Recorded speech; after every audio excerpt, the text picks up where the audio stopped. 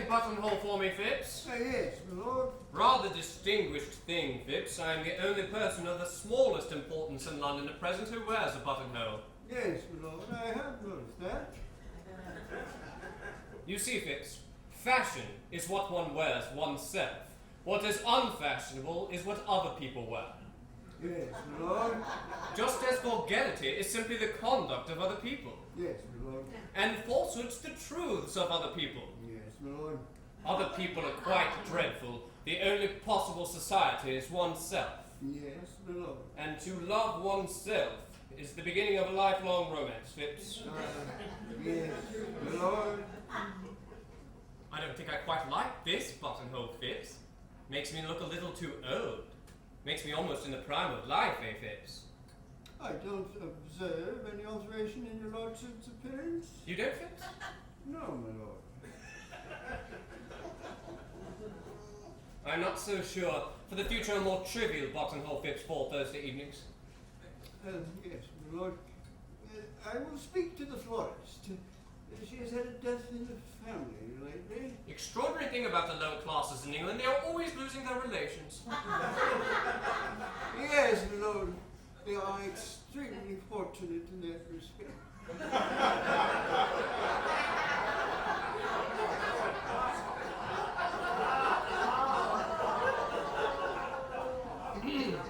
Any letters, Phipps? Yes, my lord. 3. Want my cab round in 20 minutes. Yes, my lord. Phipps, when did this letter arrive? It was brought by hand, just after your lordship went to the club. That will do.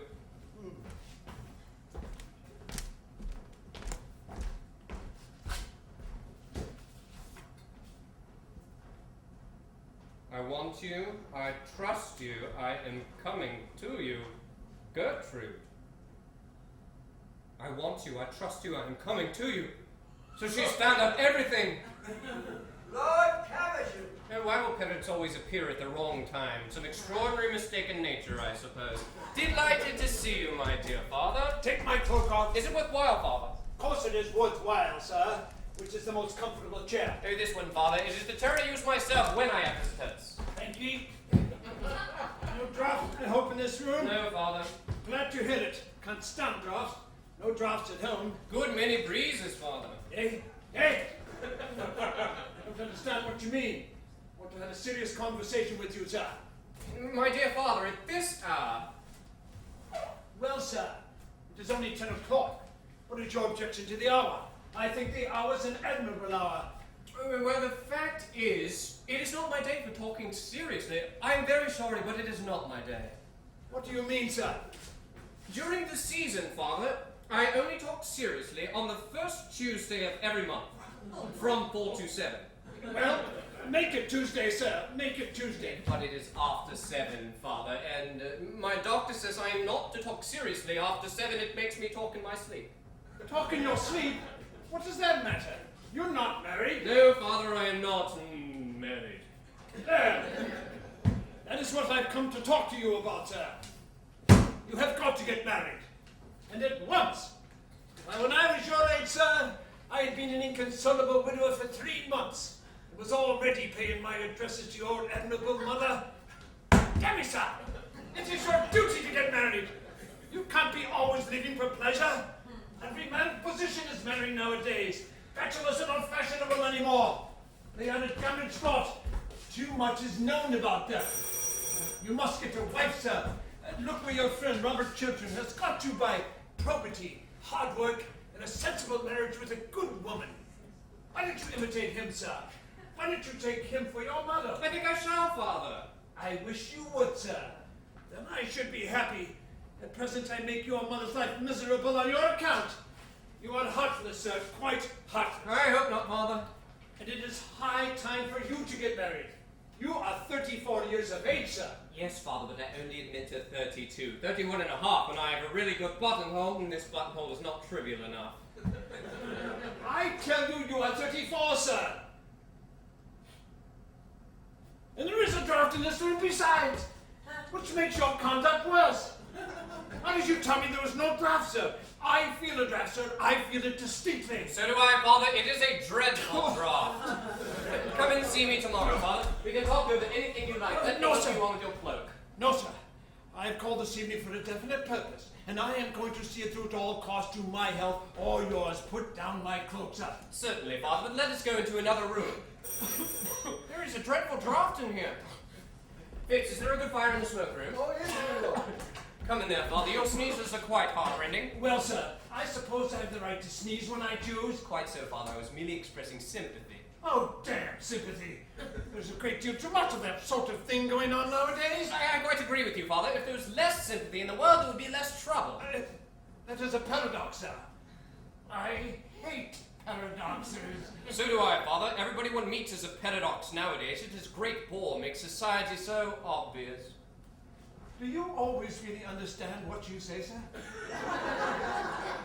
Yes, Father, if I listen attentively.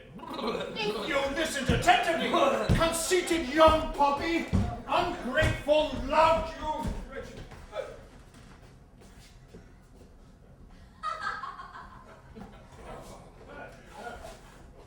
Fitz, there's a lady coming to see me this evening on particular business. Show her into the drawing room when she arrives, you understand? Yes, my lord. It is the matter of the gravest importance, Fitz. I understand, my lord. No one else is to be admitted under any circumstances. I understand, my lord. Well, sir, am I to wait attendance on you? In a moment, Father, do excuse me. Yes, my lord.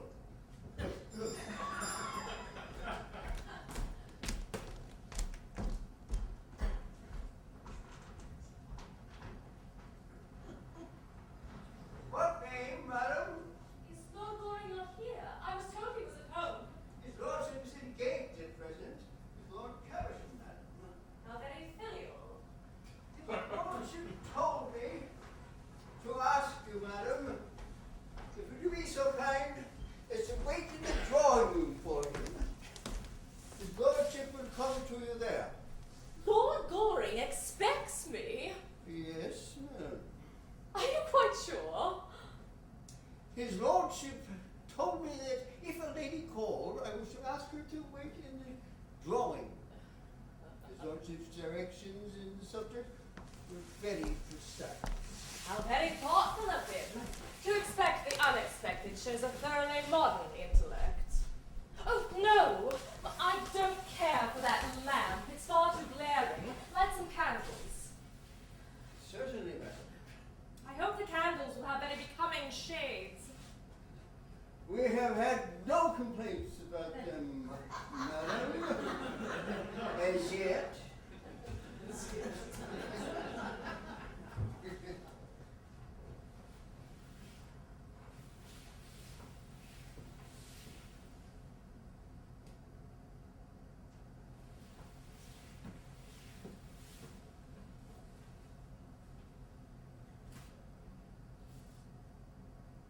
I want you. I trust you. I am coming to you.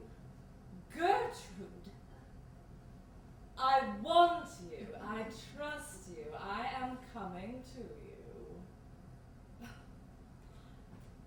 The candles in the drawing room are lit, madam, as you directed. Thanks. I trust the shades will be to your liking. We have the most becoming that we have. It's the same that his lordship uses himself when dressing for dinner. Then I am sure they will be quite right. Thank you. Madam.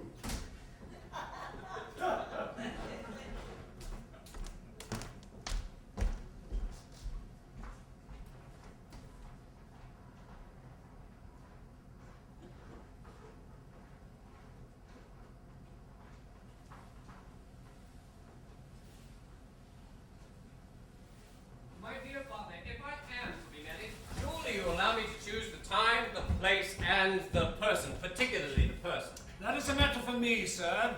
You would probably make a very poor choice. It is I who should be consulted, not you. There is property at stake. It is not a matter for affection. Affection comes later on in married life. Yes, in married life, affection comes when people thoroughly dislike each other. Certainly, sir. I mean, certainly not, sir. You are talking very foolishly tonight. What I say is that marriage is a matter for common sense. Yes, but women with common sense are so curiously plain, Father, aren't they? Of course, I only speak from hearsay. No woman plain or pretty has any common sense at all, sir. Common sense is the privilege of our sex. Quite so, and we men are so self-sacrificing that we never use it, do we, Father? I use it, sir. I use nothing else. So my mother tells me. It is the secret of your mother's happiness. You are very heartless, sir. Very heartless. I hope not, Father. My dear Arthur, what a piece of good luck meeting you on the doorstep. Your servant had just told me you were not at home. How remarkable. Well, the fact is I'm horribly busy tonight, Robert, and I gave orders I was not at home to anyone. Even my father had a comparatively cold reception. He complained of a draft the whole time. Oh, you must be at home to me, Arthur. You are my best friend. Perhaps by tomorrow you will be my only friend. My wife has discovered everything. I guessed as much. Really? How? Oh, merely by something in the expression of your face as you came in. Who told her? Mrs. Cheveley herself. Oh. So you have heard nothing yet from Vienna in answer to your wire? Yes, I got a telegram from the first secretary at 8 o'clock tonight. Well? There is nothing absolutely known against her.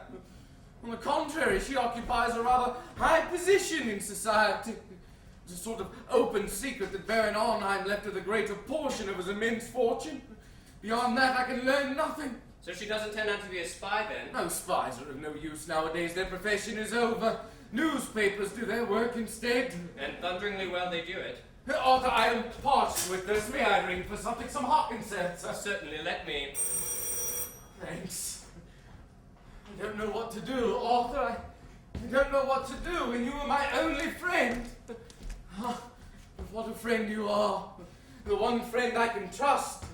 I can trust you absolutely, can't I? My dear Robert, of course. Oh, bring some Hawkins seltzer. Yes, Lord. And Phipps. Yes, Lord. Would you excuse me for a moment, Robert? I want to give some directions to my servant. Certainly.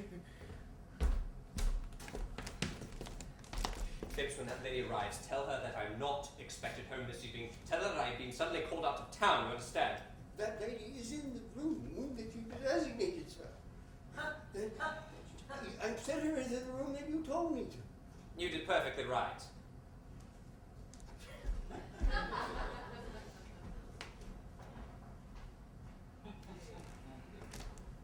Tell me what I should do, Arthur. My life seems to have crumbled about me. I am a ship without a rudder on a night without a star. You love your wife, don't you, Robert? I love her more than anything in the world. I used to think ambition the great thing in life. It is not. Love is the great thing in the world. There is nothing but love, and I love her. But I am ignoble in her eyes. I am defamed in her eyes. There's a wide gulf between us now. She has found me out, Arthur. She has found me out. Has she never in her life done some folly, some indiscretion, that she should not forgive your sin? My wife? Never. She does not know what weakness or temptation is. She stands apart, like all good women, pitiless in her perfection. Cold and stern and without mercy.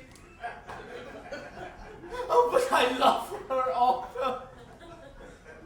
Your wife will forgive you. There is something more I have to tell you, Arthur. Hawkins, sir. Is your carriage here, Robert? No, I walked from the club. Sir Robert will take my cab, Phipps. Lord. Robert, you don't mind my sending you away? Arthur, you must let me stay for 5 minutes. I've made up my mind what I'm going to do tonight in the house. The debate on the Argentine Canal is to begin at 11, and I think that I might... What is that? Nothing. I heard a chair fall in the next room. Someone has been listening. No, there is no one there. There is someone there. There are lights on in the room, and the door is ajar. Someone has been listening to the secrets of my life. What does this mean, Arthur? Robert, you are excited, unnerved. I tell you, there is no one in that room. Sit down, Robert. Do you give me your word there is no one in there? Yes.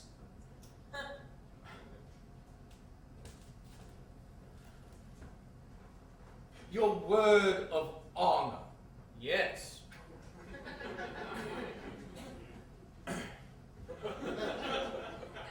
Arthur, you must let me see for myself. No. No. If there is no one in there, why should I not look in that room? Arthur, you must let me go into this room and satisfy myself. Robert, this must stop. I have told you there is no one in that room. That is enough. It is not enough. I insist on going into this room. You have told me there is no one in there, so what reason can you have for refusing me? Oh, for God's sake, don't. There is someone there, someone you must not see. Ah! I thought so. I forbid you to go into that room. I will know who it is to whom I have told my secrets and my shame.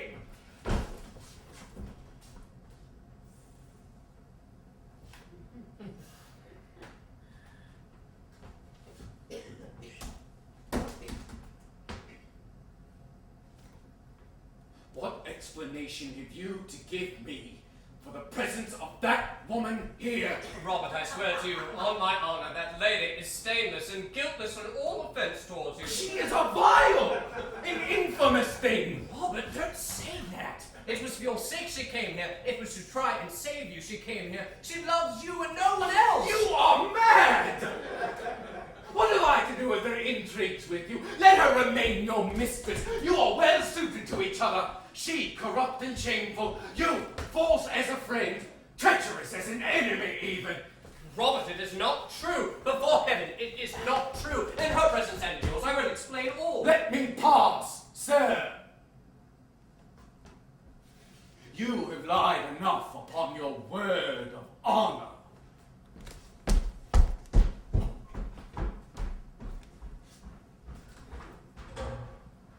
Good evening, Lord Goring. Great heavens, Mrs. Teasley! What, may I ask, were you doing in my drawing room? Merely listening. I have a perfect passion for listening at keyholes. One always hears the most wonderful things through them. I'm glad you've called. I'm going to give you some good advice. Oh, pray don't. One should never give a woman anything she can't wear in the evening. I see you're as willful as you used to be. Oh, far more. I've greatly improved. I've had more experience. Too much experience is a dangerous thing. Pray, have a cigarette. Half the pretty women in London smoke cigarettes. Personally, I prefer the other half. Thanks. I never smoke. My dressmaker wouldn't like it, and a woman's first duty in life is to her dressmaker, isn't it? What the second duty is, no one has as yet discovered. You've come to sell me Robert Chilton's letter, haven't you? To offer it to you on condition? How did you guess? Because you haven't mentioned the subject. Have you got it with you? Oh, no. A well-made dress has no pockets. What is your price for it? How absurdly English you are. The English think that a checkbook can solve any problem in life. And my dear Arthur, I have got very much more money than you have. And I've got quite as much money as Robert Chilton has got hold of. Money is not what I want. What do you want then, Mrs. Cheveley? Why don't you call me Laura? I don't like the name. You used to adore it. Yes, that's why.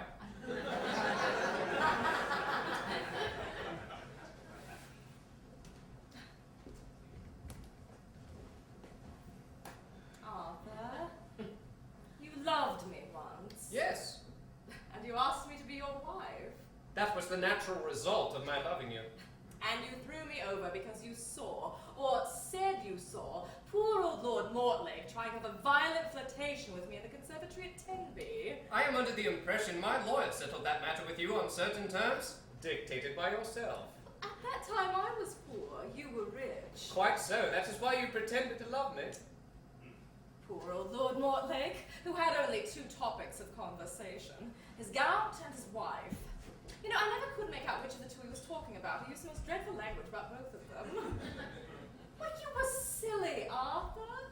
Why, Lord Mortlake was never anything to me but an amusement. Oh, an utterly tedious amusement that one only finds in an English country house or on an English country Sunday. I don't think anyone at all morally responsible for what he or she does in an English country house. Yes, I know lots of people think that. Arthur, I loved you. Mrs. Cheveley, you have always been far too clever to know anything about love. I did love you. And you loved me. You know you loved me. And love is a very wonderful thing. I suppose that once a man has loved a woman, he will do anything for her, except continue to love her. Yes, except that. I'm tired of living abroad. I want to come back to London. I want to have a charming house here. I want to have a salon. If one could only teach the English how to talk and the Irish how to listen, society here would be quite civilized. Besides, I have reached the romantic stage. When I saw you last night at the Chilterns, I knew you were the only person I've ever cared for. If I've ever really cared for anybody. And so, on the morning of the day you marry me, I will give you Robert Chiltern's letter. That is my offer. I will give it to you now if you promise to marry me. Now?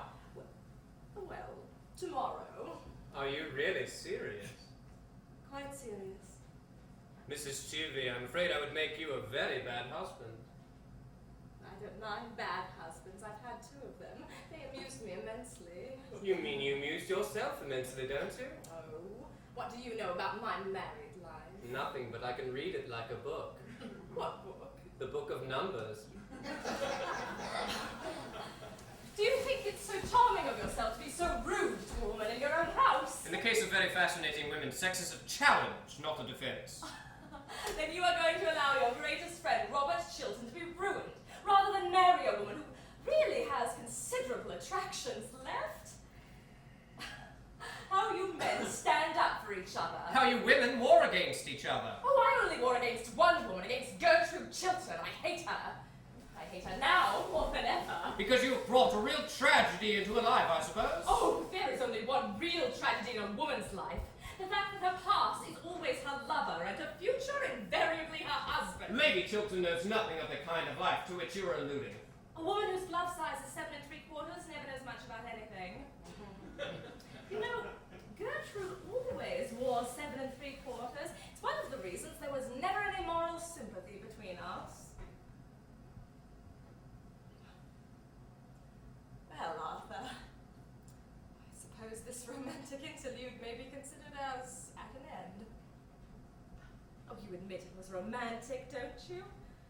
For the privilege of being your wife, I was ready to surrender a great prize. The climax of my diplomatic career. You decline. Very well. If Sir Robert doesn't uphold my Argentine scheme, I expose him. Voila. You mustn't do that. It would be vile, horrible, infamous. Oh, don't use such big words. They mean so little. It's a commercial transaction, that's all. There's no use mixing up sentimentality in it.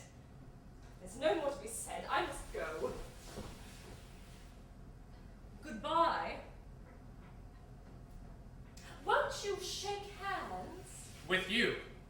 No. Your transaction with Robert Chiltern may pass as a loathsome commercial transaction of a loathsome commercial age. But you seem to have forgotten that you came here tonight to talk of love. You whose lips desecrated the word love. You to whom the thing is a book closely sealed, went this afternoon to the house of one of the most noble and gentle women in the world, to degrade her husband in her eyes, to try and kill her love for him, to put poison in her heart and bitterness in her life, to break her idol and, it may be, spoil her soul. That I cannot forgive you. That was horrible. For that there can be no forgiveness. You are unjust to me, Arthur. Believe me, you are quite unjust. I didn't go to taunt Gertrude at all. I had no idea of doing anything of the kind when I went there. I called with Lady Markby simply to ask whether an ornament, a jewel that I lost somewhere last night, had been found at the Chilterns. A golden snake brooch with rubies? Yes, how did you know? Because it is found. In point of fact, I found it myself and stupidly forgot to tell the butler anything about it as I left. It is in this drawer. No, in that one. This is the brooch, isn't it? Yes. I'm so glad to get it back. It was a present. Won't you wear it? Well, certainly, if you pin it in.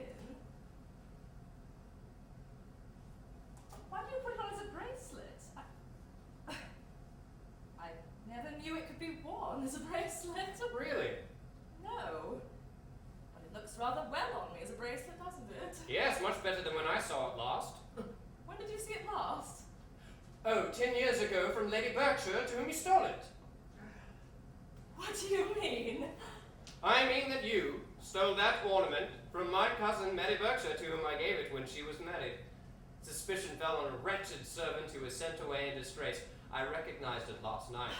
I determined to say nothing about it till I had found the thief. And I have found the thief now. And I have heard her own confession. It is not true. You know it is true. Why, thief is written across your face at this moment. I will deny this whole affair. I said that I'd never seen this wretched thing. It was never in my possession.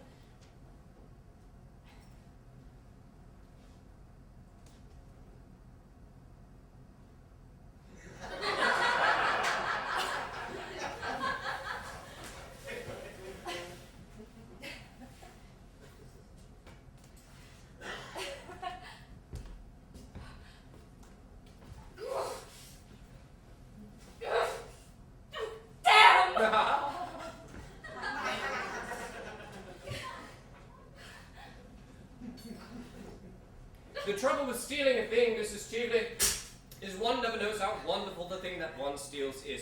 The fact is, you can't get that bracelet off unless you know where the spring is. And I see you don't know where the spring is. It is rather difficult to find. You brute, you coward! Oh, don't use big words. They mean so little. What are you going to do? I am going to ring for my servant. He is an admirable servant. Always comes the moment one rings for him. When he comes, I will tell him to fetch the police. What, the police? What for? Tomorrow the Berkshires will prosecute you. No, don't do that! No, please. Please, I will do anything for you. I will do anything in the world that you want. Give me Robert Chilton's letter.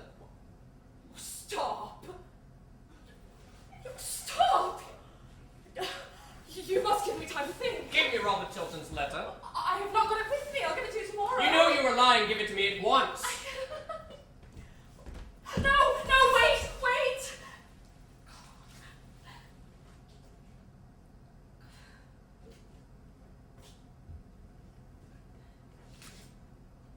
This is it? Yes.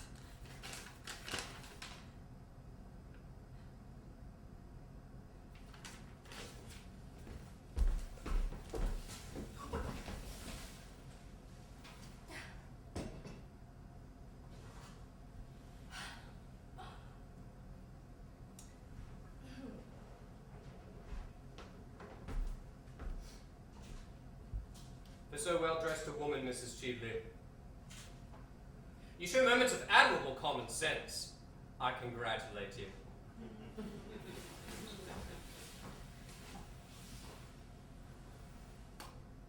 Won't you get me a glass of water? Certainly.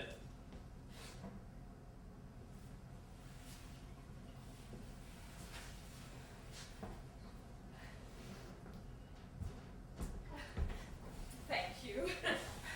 And now, won't you help me on with my cloak? With pleasure.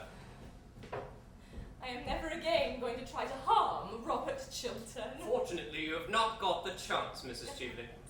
Well, even if I had the chance, I wouldn't. On the contrary, I am going to render him a great service. I am charmed to hear it. It is a reformation.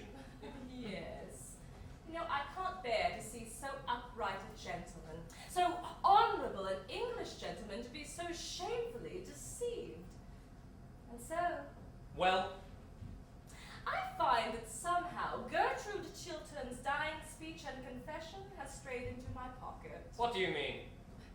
I mean that I'm going to send Robert Chilton the love letter that his wife wrote to you tonight. Love letter? I want you. I trust you. I am coming to you. Gertrude!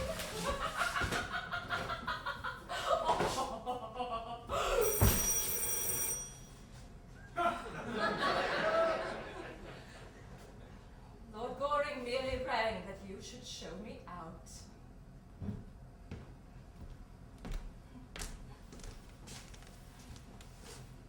Good night, Lord Goring.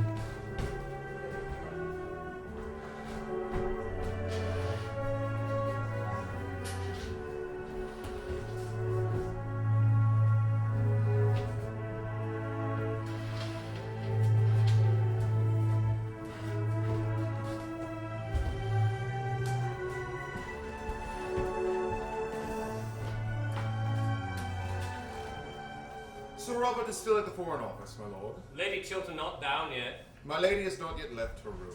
Miss Chiltern has just come in from riding. Lord Caversham has been waiting some time in the library for Sir Robert. I told him your lordship was here. Thank you kindly. Would you tell him I've gone? Really, I can't bear to see my father 3 days running. There's far too much excitement for any son. Fathers should neither be seen nor heard.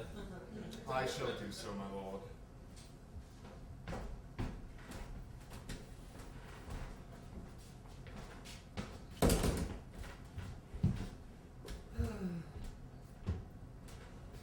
Well, sir, what are you doing here? Wasting your time as usual, I suppose? My dear father, when one pays a visit, it is for the purpose of wasting other people's time, not one's own. Have you been thinking over what I spoke to you about last night? I ain't been thinking about nothing else. Engaged to be married yet? Not yet, but I hope to be before lunchtime. You can have till dinner time, if it would be of any convenience to you. Thanks awfully, but I think I'd sooner be engaged before lunch. Never knowing you're serious or not. Neither do I, father. I suppose you've read the Times this morning? The Times? Certainly not. I only read the Morning Post. All that one should know about modern life is where the duchesses are. Anything else is quite demoralizing.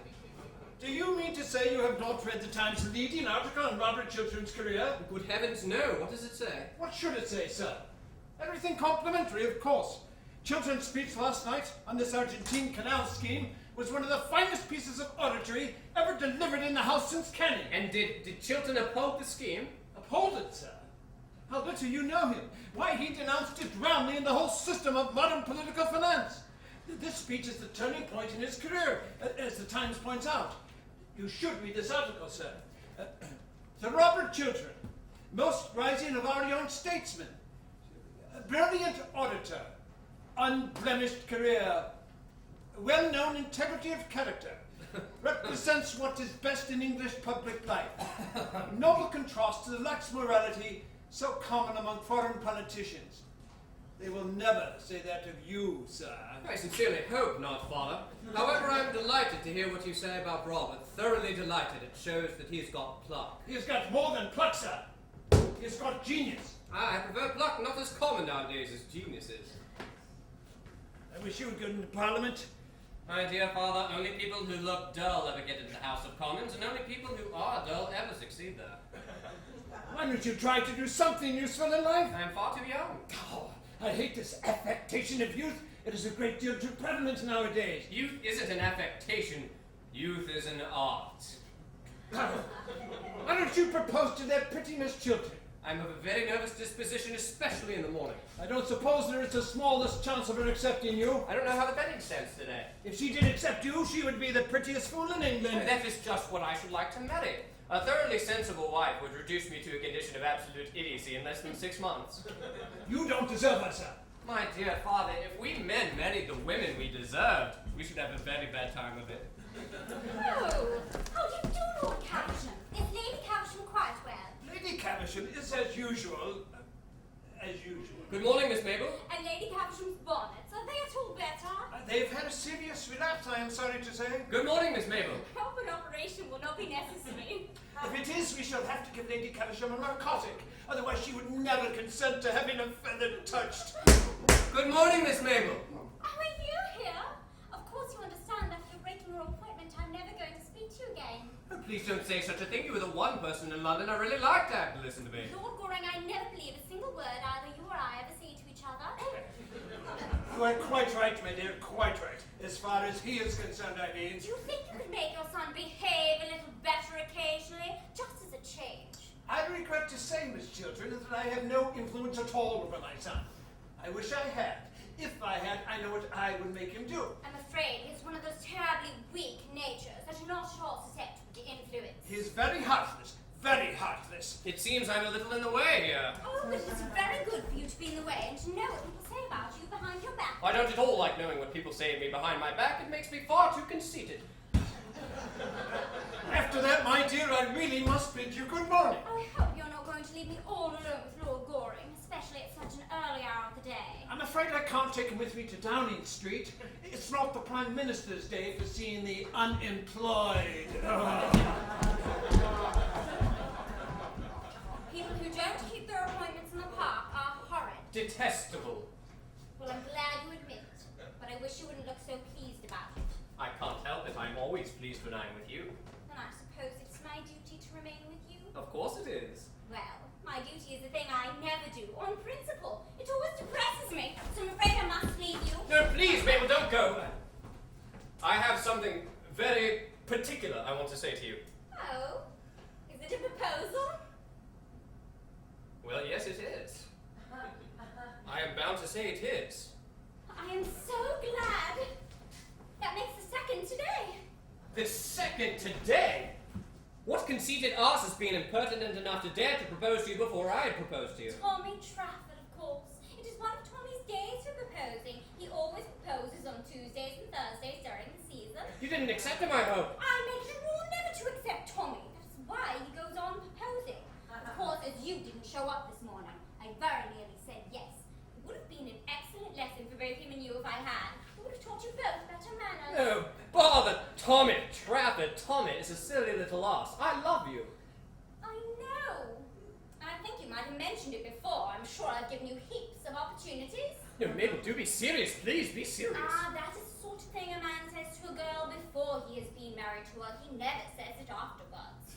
Mabel, I've told you that I love you. Can't you love me a little in return?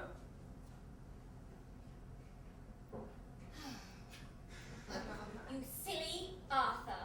If you knew anything about anything, which you don't, you would know that I adore you. Everybody in London knows it except you. It is public scandal the way I adore you. I have been going about for the last 6 months telling all of society that I adore you. I wonder you consent to have anything to say to me. I have no character left at all. In fact, I feel so happy that I'm quite certain I have no character left at all.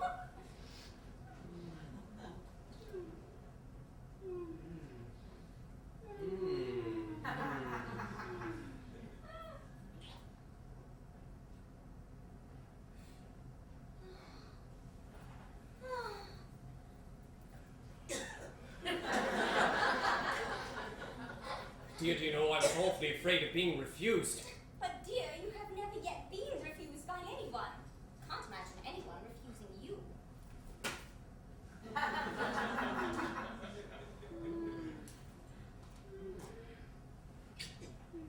Of course, I'm not nearly good enough for you, Mabel. I am so glad. I was very afraid you were. And I'm a little over 30. Dear, you look weeks younger than that. How sweet of you to say so. And I must tell you frankly that I'm fearfully extravagant. But so am I, Arthur. So we're sure to agree. But now we must go and see Gertrude. Must you really?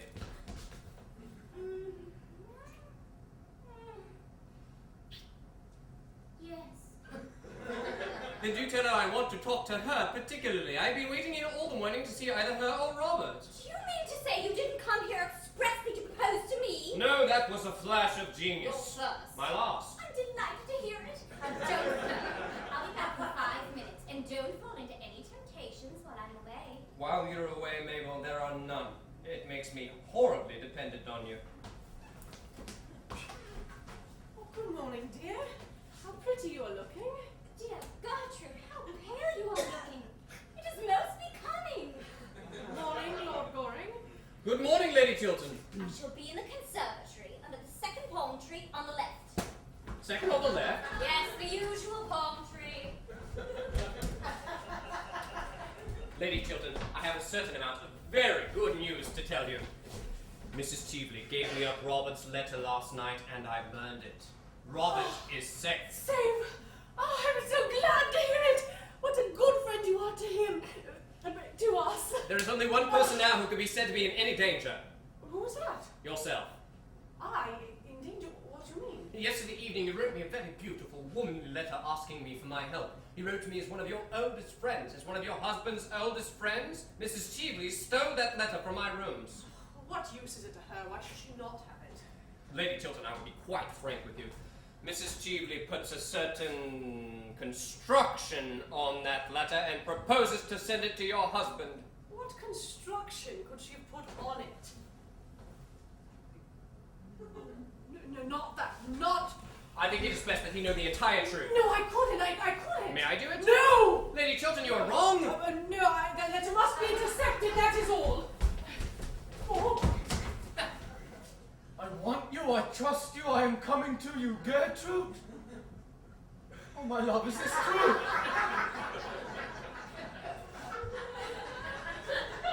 Do you indeed want me and trust me? Or if so, it was for me to come to you, not for you to write of coming to me.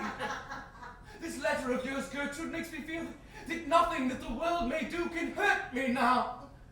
You want me, Gertrude? You trust me, Gertrude? Oh, why did you not add that you loved me? Because I love you.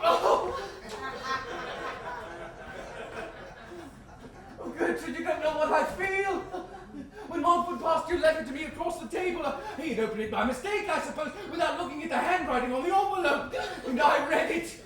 No, I did not care what disgrace or punishment was in store for me. I only thought that you loved me still. There is no disgrace in store for you, nor any public shame. Mrs. Cheveley has handed over to Lord Goring the document that was in her possession, and he has destroyed it. Are you sure of this, He Gertrude? just told me. Then I am saved! Oh! What a wonderful thing to be saved! Oh, for 2 days I've been in terror! I am safe now! How did Arthur destroy my letter? Tell me. He burned it. Oh, I wish I had seen that one sin of my youth burning to ashes before me. How many men there are in modern life who would like to see their past burning to white ashes before them? Is Arthur still here? Yes, he's in the conservatory. I am so glad I made that speech in the house last night. So glad. I made it thinking that public disgrace might be the result, but it has not been so. Public honor has been the result. I think so. I fear so. Almost.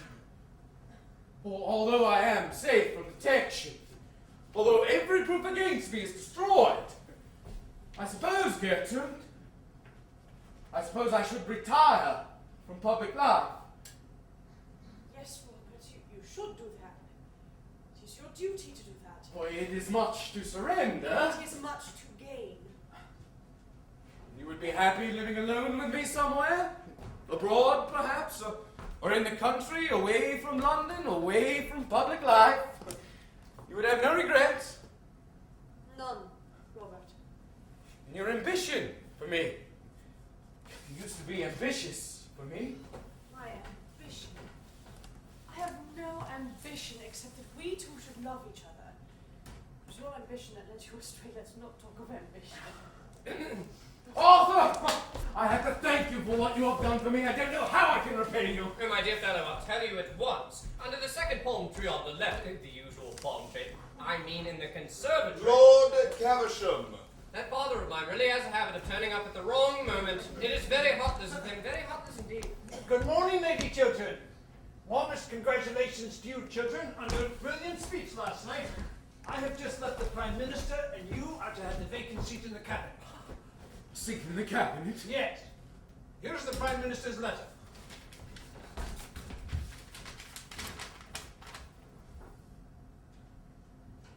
Seat in the cabinet? Certainly, and you well deserve it too. You have got what we want so much in political life nowadays.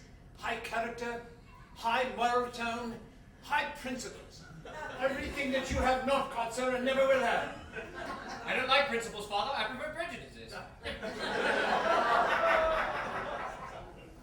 I cannot accept this offer, Lord Caversham. I have made up my mind to decline it. Decline it, sir. It is my intention to retire at once from public life. Decline a seat in the cabinet and retire from public life? Never heard such damn nonsense in the whole course of my existence. I beg your pardon, Lady Chiltern. Children, I beg your pardon. Don't grin like that, sir. No, father. Lady Chiltern, you are a sensible woman. The most sensible woman in London. The most sensible woman I know. Will you kindly prevent your husband from making from taking such a...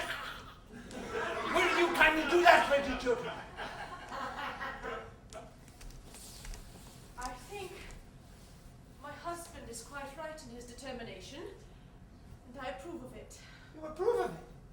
Good heavens! I admire him for it. I admire him immensely for it. Never admired him so much before. He is finer than even I thought him. You will write a letter to the Prime Minister, won't you, dear? Don't hesitate about it. I suppose I should write it at once. Such offers are not repeated.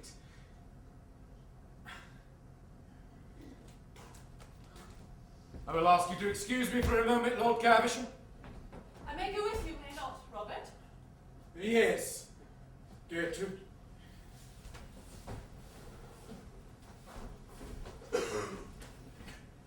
What is the matter with this family? Something wrong here, eh? Idiocy? Hereditary, I suppose. Both of them, too. Wife as well as husband. Very sad. Very sad indeed. And they're not an old family. I can't understand it. It is not idiocy, Father, I assure you. What is it then, sir? Well, it is what is called nowadays a high moral tone, Father, that is all. Hate these newfangled names. Same thing we used to call idiocy 50 years ago. Shan't stay in this house any longer. Oh, just come in here for a moment, Father. Under the second palm tree on the left, the usual palm tree. What's that? Oh, I beg your pardon, Father. The conservatory, Father, the conservatory. There is someone there who I want you to talk to. What about, sir? About me, Father. Not a subject on which much eloquence is possible. Quite so, Father. But the lady is like me. She doesn't like eloquence in others. She thinks it a little loud. Lady Chilton, why are you playing Mrs. Cheveley's cards? I don't understand you. Lady Chilton, allow me. You wrote me a letter last night in which you said you trusted me and wanted my help. Now is the moment when you really want my help. Now is the time when you've got to trust me, to trust my counsel and judgment. You love Robert. Do you want to kill his love for you? What sort of existence will he have if you rob him of the fruits of his ambitions? If you take him from the splendor of a great political career, if you close the doors of public life against him, if you condemn him to sterile failure, he who is made for triumph and success. Women were not meant to judge us, but to forgive us when we need forgiveness. Pardon, not punishment, is their mission. Why should you scourge him with rods for a sin done in his youth before he knew you, before he knew himself? A man's life is of more value than a woman's. It has larger issues, wider scope, greater ambitions. A woman's life revolves in curves of emotions. It is upon lines of intellect that a man's life progresses. And don't make any terrible mistake, Lady Chilton. A woman who can keep a man's love and love him in return has done all the world wants of women, or should want of them.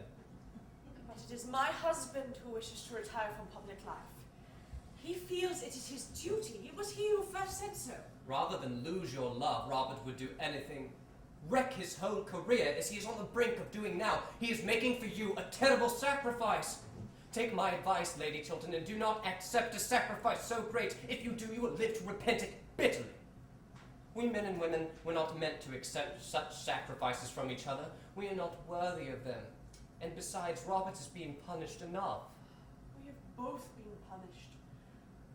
I set him up too high. Do not, for that reason, set him down now too low. If he has fallen from his altar, do not thrust him into the mire. Failure to Robert would be the very mire of shame. Power is his passion. He would lose everything, even his power to feel love. Your husband's life is at this moment in your hands. Your husband's love is in your hands. Don't mar both for him. Gertrude! Here is the draft of my letter. Shall I read it to you? Might I have a look at it?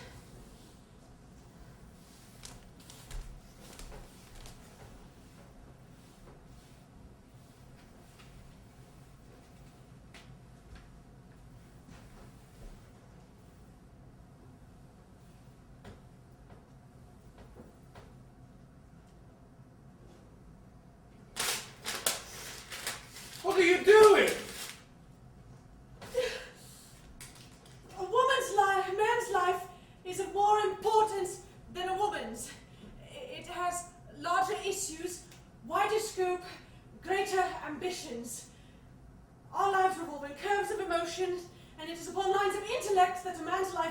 addresses.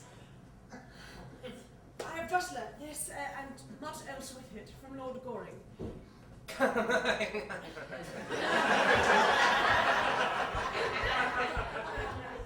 And I will not spoil your life for you, nor see you spoil it as a sacrifice to me. A useless sacrifice. Gertrude. Gertrude. You can forget. Men easily forget. And I can forgive. That is how women help the world. I know that now. My wife. My wife! Arthur, it seems that I am always to be in your debt. Oh dear no, Robert. Your debt is to Lady Chiltern, not to me. I owe you much.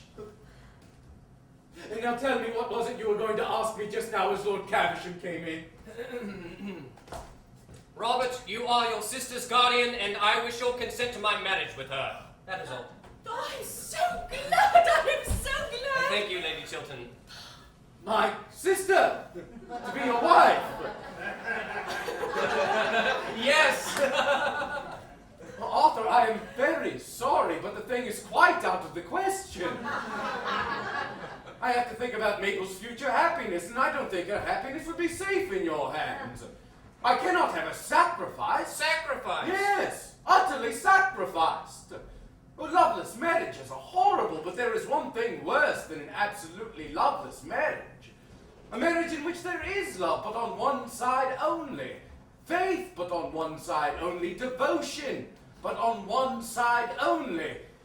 And in which of the two hearts one is sure to be broken. But I love Mabel. No other woman has any place in my life. If they love each other, Robert, why should they not be married? Arthur cannot bring Mabel the love that she deserves. What reason have you for saying that? Do you really require me to tell you? Certainly I do.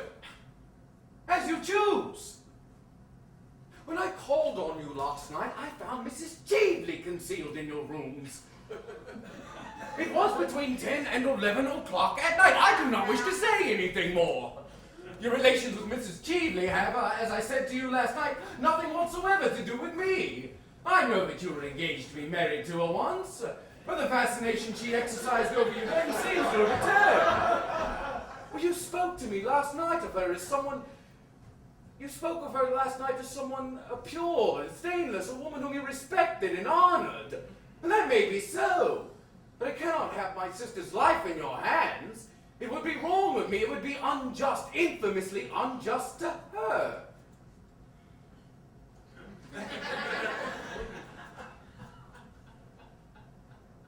I have nothing more to say. Robert! It was not Mrs. Cheveley whom Lord Goring expected last night. Not Mrs. Cheveley? Who was it then? Robert! Yesterday, Lord Goring told me that if ever I was in need of help, that I was to come to him for help and advice, as he is our oldest and dearest friend. Well, later on, after that terrible scene in this room, I wrote to him a letter telling him that I had need of him, that I wanted him, and that I was coming to him for help and advice. Yes, that letter. But I didn't go to Lord Goring's after all. I feel that it is from ourselves alone that help can come. Pride made me think that, but Mrs. Cheveley went, and she stole that letter, and she sent it anonymously to you this morning, that you should think. Oh, I cannot tell you what she wished you to think. What? Had I fallen so low in your eyes that you thought that even for a moment I could have doubted your goodness? Gertrude. Gertrude, you are to me the white image of all things good. And sin can never touch you. Arthur, you can go to Mabel. And you have my best wishes. Well, I hope she hasn't changed her mind. It's been nearly 20 minutes since I saw her last. Goring, I think your father's conversation much more improving than yours. In the future, I shall only speak to Lord Caversham and always under the usual palm tree. Darling! What does this mean, sir? You don't mean to say that this charming clever young lady has been so foolish as to accept you. Certainly, Father. And Chilton has been wise enough to accept his seat in the cabinet. I am very glad to hear that, Chilton. I congratulate you, sir. If the country doesn't go to the dogs of the radicals, we shall have you Prime Minister someday. Luncheon is on the table, Millie. You will stop into luncheon, Lord Caversham? With pleasure. And I'll drive you down to Downing Street afterwards, Chilton. You have a great future before you. A great future. Wish I could say the same for you, sir. But your career will have to be entirely domestic. Yes, Father, I prefer it domestic. And if you don't make this young lady an ideal husband, I'll cut you off with a shilling. An ideal husband? Oh, I don't think I like the sound of that. Sounds like something in the next world. What do you want him to be then, dear? He can be what he chooses. All I want is to be... oh, a real wife to him. Upon my word, there is a good deal of common sense in that. Lady Chiltern?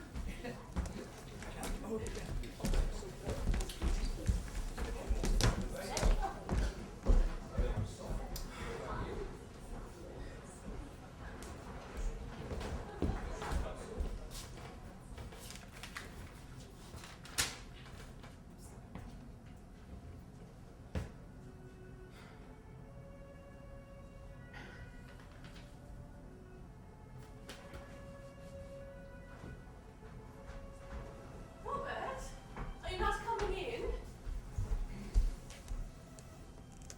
Gertrude, is it love you feel for me, or is it pity, merely?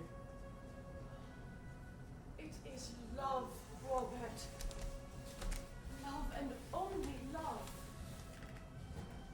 For both of us. A new life